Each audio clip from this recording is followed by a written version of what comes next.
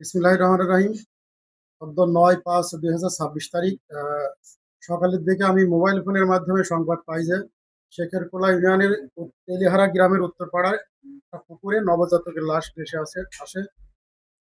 বিষয়টি জানার পর আমি আমার মোবাইল টিমকে তাৎক্ষণিক ওখানে যাওয়ার জন্য নির্দেশ দিয়ে কিছুক্ষণ পর আমিও রওনা করি। গিয়ে দেখি যে একটা পুকুরে নবজাতকের লাশ আছে। লাশের গলা কাটা আছে। 32 ইঞ্চি জেভিকো টিভি এখন মাত্র 15,000 টাকায়, সাথে পাচ্ছেন 3 বছরের প্যানেল ওয়ারেন্টি।